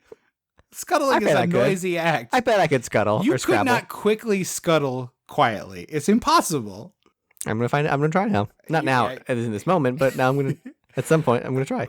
But then a knife comes up through the bed, and she's laughing like, "Haha, what a fun!" She's not. Silly well, she laughs at the fall. Then she definitely thinks this is a prank. At first, when he falls, she's like, "Okay, haha, very funny," and then the knife, and she's like, "Oh shit." And so I was like, really I was like, this movie could go in somewhere where like we get like a gross, brutal stab. Like we might not see it, but like it's implied in a gross way. But it's not. She leaps off the bed, and as she goes outside, she opens the door. Somehow the door got locked. I don't know how. Yes. Yeah. The pedophile gets her. Yeah. I will say that knife through the bed is very cool looking. It's it is. Tom Savini, Nightmare on Elm, or Friday the 13th type stuff. Yeah. Meanwhile, the dad is like just so we come home. I'm like mad at the dad. Like, at this point, I'm divorcing him. He is like so chill about the fact that a known child molester or worse, child murderer was in his house talking to his daughter. He doesn't see when this no as a one was problem. home. Yes. Yeah, he's like, I don't care if there's like a football team in there. No, but I just mean like, it's not like he was there. He came to the door or something. He was like, he was in my house when alone with my child. Right.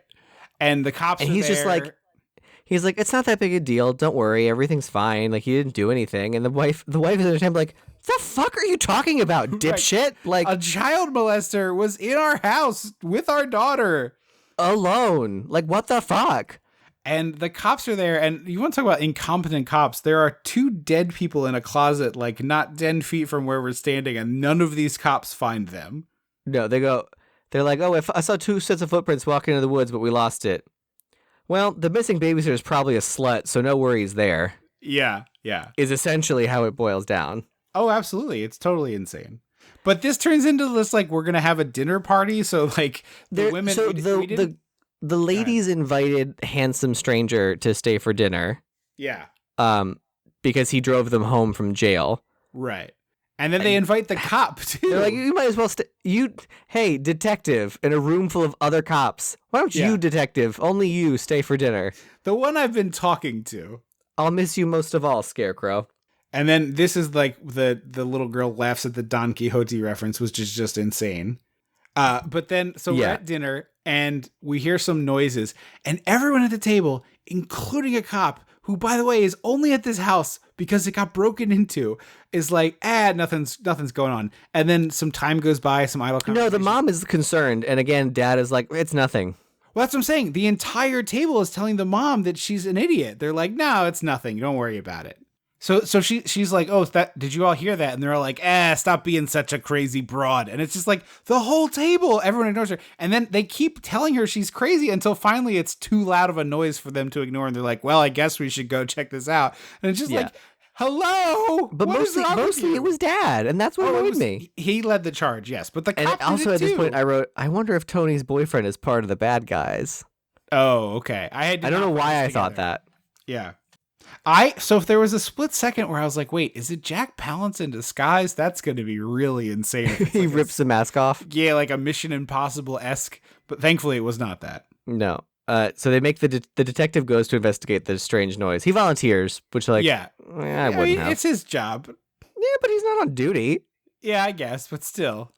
There's some very cool, like this, I like a lot this part. There's some great flashlight POV of like the darkness and like lighting up the woods. Yeah. Although I wish they had like more stuff that like they hid in the trees. It would be cool. And then there's a couple of other really cool shots where they're all inside cowering in fear behind a window, like not behind a window, but through a window, you can see them. Mm-hmm. And it's just really cool, staging of scene where he's like in the foreground and they're in the background, like sort of the protected. I thought it was cool. Yeah.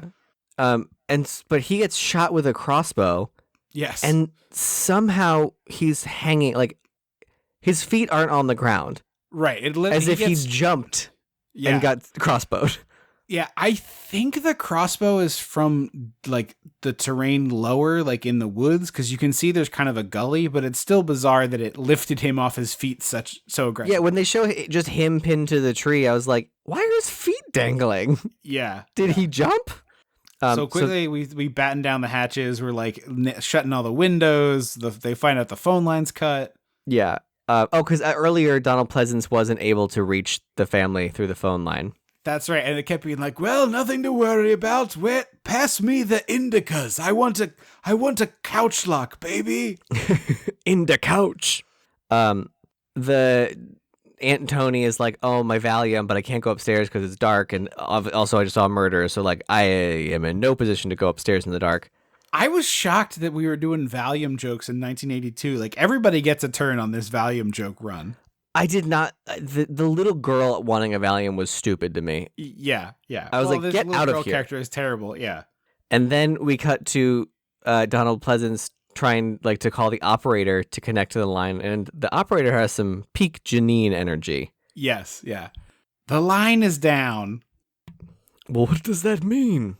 What I just told you, sir. The line is down. Do you not speak English? So he rolls up, like opens the car door with smoke billowing out of it practically, and is like, "Hey, what's going on?" Because he says, "I can't call the police," and I was like, "Then you need to go." Like, yeah, you are the solution then. And he's like, they're screaming through the window, like, "Look out! There's murderers!" And he's like, "No, this is a great time to do more therapy. Where's my friends? Hey, murderers!" Anybody out there? This feels like the kind of movie that Bob's Burgers could do a really fun parody of with Donald 100%. Pleasance. Donald Pleasance would be Mr. Frond. Yes. Yeah. And like the therapy dolls aren't working on anyone because they never do. But he's just like, they can't shut me down. Yeah. Be perfect. Perfect. And so he's trying to like therapy the preacher, which obviously doesn't work. I was annoyed that Donald Pleasance was so incompetent and there was no like... Because he's really high. But there was no discussion of his character in terms of like, you know, like, oh, there was no one talked about how he was bad at his job. The only explanation here is that he is completely and totally just greened out. He is stoned to the gills. There's the only explanation that makes any sense here. No, I know, but like someone should talk about it. Yeah, I 100% agree. So he gets slashed by the preacher, and I thought he cut his ear off. oh, that's what it is. I think I don't think he Van Gogh'd actually him. cuts it off, but he does cut his ear. And so Doc Potter starts to run outside and is like, well, never mind, get back inside. Yeah. And they're like, but what if the rug got bunched up under the door? And I was like, Yeah. the fuck out of here with that nonsense. I mean, it only takes a second. But it's just dumb and doesn't like, Yeah. why was the rug not put over a window at this point? Like Yeah, everything should yeah. be on a window now. Yeah, you're right. I mean, the other thing too is like movie windows. We've talked about this before. Is like a modern window is much harder to break than a movie window. It just like shatters open very easily. But Yeah. even if you cover the windows, it doesn't prevent someone from like popping into them, like covering them with curtains. But they're like, oh, let's cover the curtains so they don't know what room they're in. And I'm like, I mean, at best, you're just slowing them down a little. Well, I think once you see someone has a crossbow, it's Yeah. smart to cover your windows so that Yeah, way that's you don't fair, know they that's don't know where fair. to shoot. That's fair. So Donald Pleasance disappears, and then this is where Doc Potter's like, "Oh, they think I killed the old doctor. Mm-hmm. Hang on!" And so he's like, screams into the night like Winifred fucking Sanderson, and is like, "Call the hospital in Philadelphia. They'll tell you he's there." Like, how do you expect them to make that phone call? With what phone, dude? Right. It's 1982, and they cut your phone line. Yeah. They throw the detective through the window. It's really awesome. It is. And so they're running to put like a rattan love seat against the window as if that's going to stop anything. Yeah, it's very Shaun of the Dead where they're piling stuff in the windows. Yes. And then all of a sudden Aunt Tony is like in a trance and like walks into the next room and there's a window open. And I was like, she's in like a full fugue state. and I was like, oh, okay. And then I was like, oh, the window's open. Someone's already in the room or whatever. And then with the framing, she's like on the right quarter and the full rest of the frame is the window. I was like, oh, someone's jumping up. Yeah. And then a fucking ghoul, like a muddy, swampy zombie ghoul, jumps up and strangles her. And I was like, who is that? Yeah, I was like, what movie are we in now? This is like the zombie creatures in American Werewolf in London. Yes, or if you know what it is? It's is it Creepshow with Father's Day cake or birthday cake? Yes, it is Creepshow. It's he looks like the zombie in Creepshow. And then I was like, there's 20 minutes left in this movie, or there's 30 minutes, 30 minutes. You cannot introduce a zombie now. Yeah. And then And it's just a hallucination.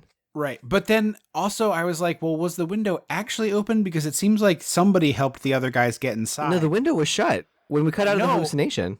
I know that, but like Landau gets in the basement and then Palance is in the house and we never hear them gain entry. So I was like trying to figure out at the end of the movie, I was like, Well, I was think that actually... I think we hear a window smash. Okay. So there's some like weirdly realistic infighting as the preacher starts a fire in the basement. Yeah. And then he's like, well, where's the fire extinguisher? And she's like, you're not going down there. And it's like a weirdly realistic squabble. Yeah. So he goes downstairs with the fire extinguisher and the preacher goes to attack him and he just hits him twice with the fire extinguisher. And I was like, you need to bash him in until he's goo. Right. Like he needs to look like you dropped a Jell-O mold on the floor. I get that he is a doctor and it's supposed to be his patient and all that stuff, but this guy's actively trying to murder your family. Like he just set your house on fire. You can kill him. Sorry, you could. And you him. watched him attack Donald Pleasance. Yeah, exactly. Who disappears, by the way. We never see his body, Yes, right? He does. I just realized that. Yeah. Which is, again, I thought the twist was coming that Donald was in on it. Yeah. So he we were puts about out to get like the end of Scream between Donald Pleasance and Martin Landau. I was like, you cut me too deep, man. Face it, Sidney. Your mother was no Sharon Stone. It's my favorite line. Don't you blame the movies. Movies don't create psychos. Movies make psychos more creative. My mom's going to be so mad at me. That's the best line of the whole movie. Matthew He's Lillard literally bleeding to death. Matthew Lillard is like so excellent in that movie. Yeah, he is. Matthew Lillard, you could take out in this movie. I think Matthew Lillard I think he's seriously underrated. I think he's a phenomenal actor, but Scream particularly is like just a great performance. Oh yeah, agreed. Allegedly, he's in this 6th one. Huh? Yeah. Well, you saw the 5th one, right? Yeah, I knew there was.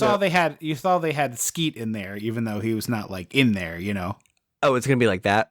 Potentially, although there's rumors that he's not dead. That seems weird.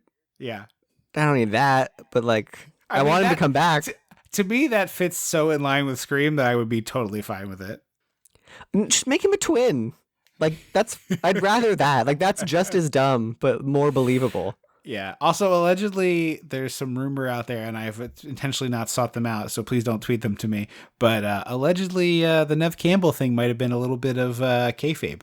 I hope so. Which would be smart on their part. Although I was like, I wrote the movie off, but yeah. That woman deserves every cent she gets from those movies. Yeah. Because 5 Cream kicked Halloween Kills ass. Yeah, like, it did. Yeah. 5 Cream was great. Halloween Kills sucks. Yeah. I'm very curious how this final Halloween is going to be. I'm like, whatever. I'll watch it, but yeah. So he puts out the fire and runs back upstairs. Oh, we find the dead babysitter and the boyfriend in the fire closet, by the way. That's right. Closet. That's right.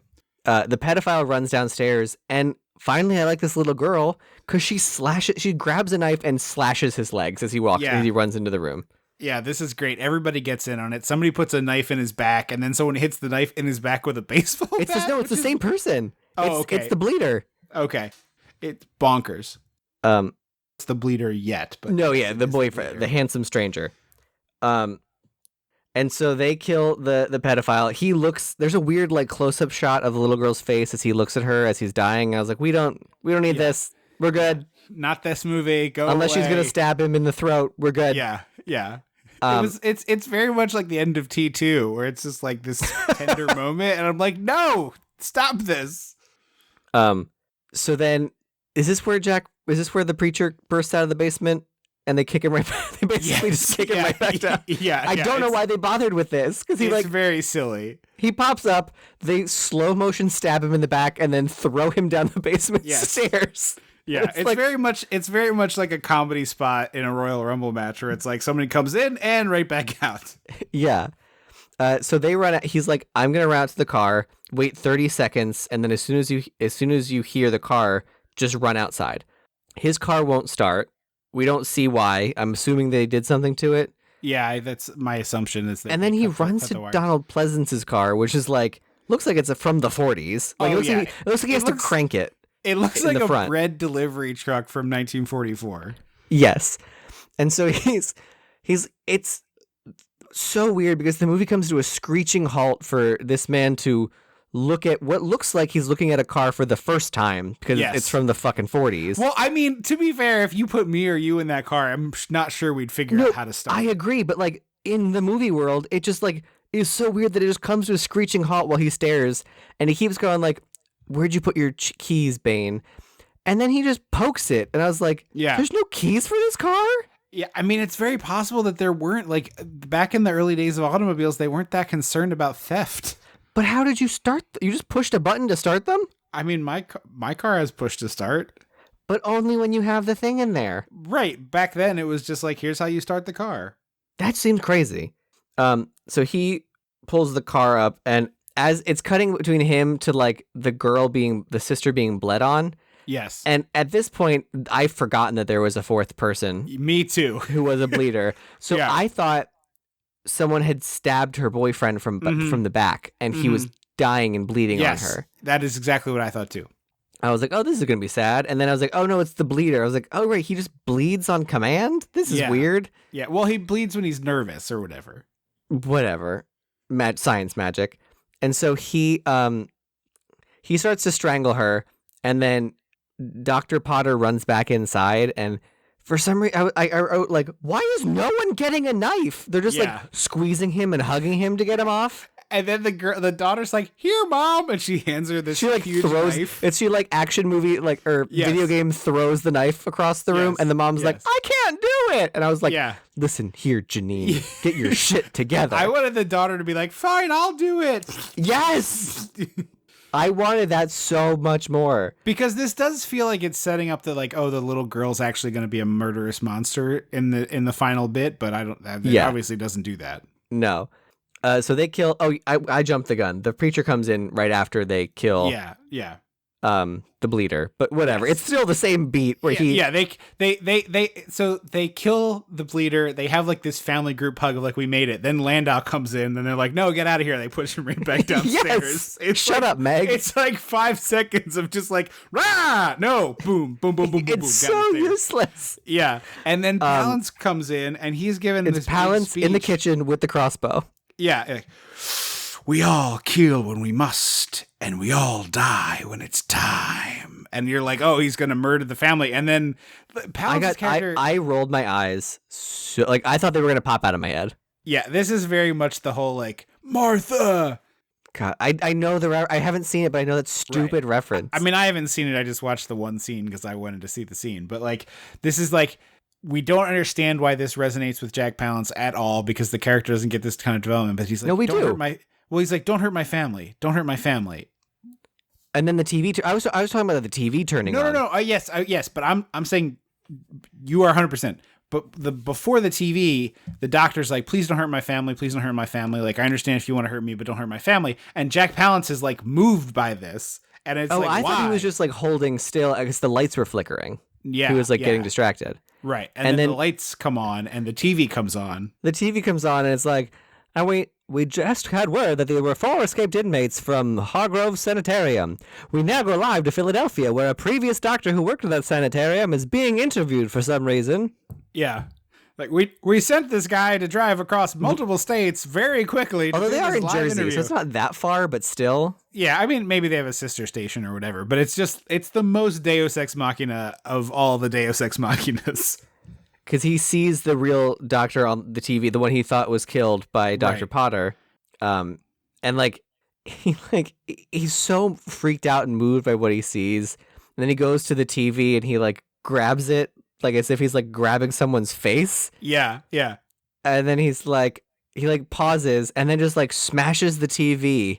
And then he just kind of walks out of the house with the energy of, I'm going to go walk into the sea. Yes. Yeah. Like I'm ending it for me now. And the family all kind of looks around and the dad's like, I guess we made it. And I'm like, oh, is that going to be the closeout line of the movie? No, there's another scene where Palance is so stupid. He goes to the rock club and the bouncer tries to get him to pay the cover and he beats up the bouncer to wild applause, like rapturous he beats applause. The door person, which is bullshit. Yeah. But everyone's like, yeah, we don't have to pay cover now. Woo.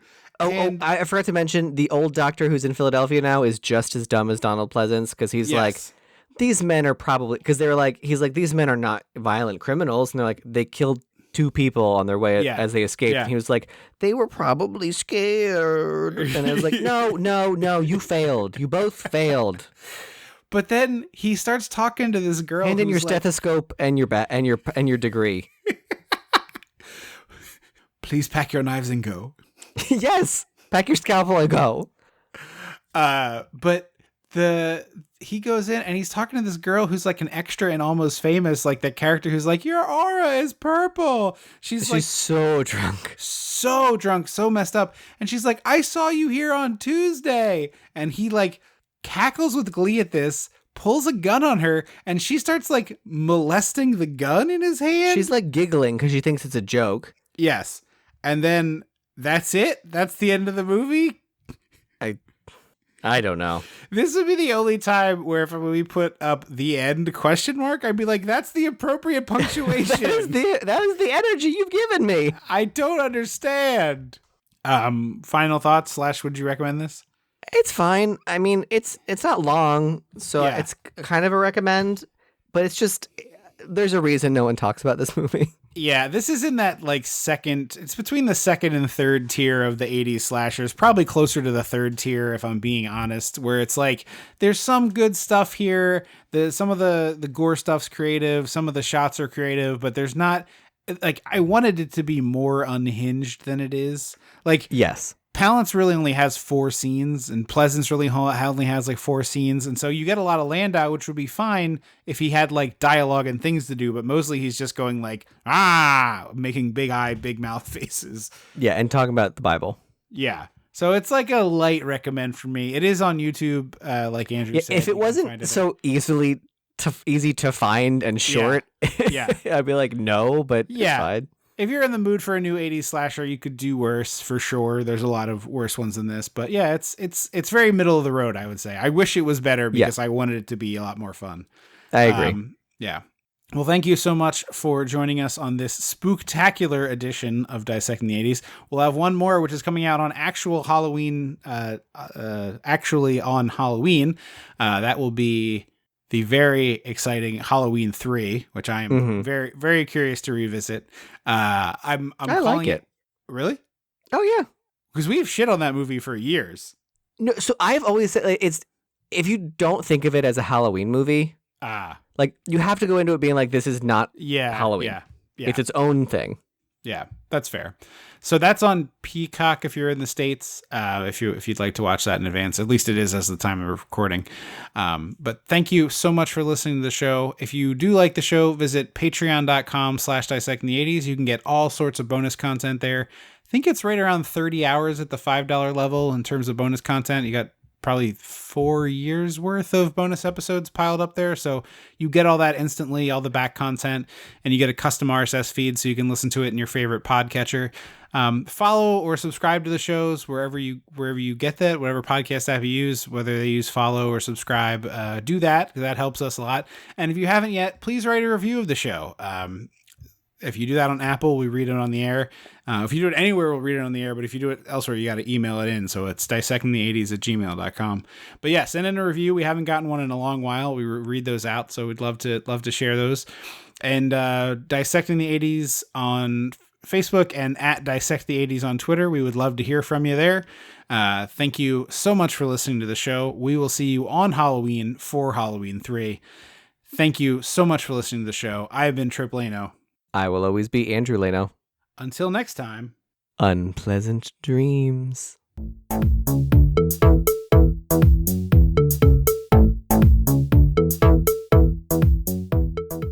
Dissecting the 80s is a Chum Some of This production. Things we're gonna cut out in editing.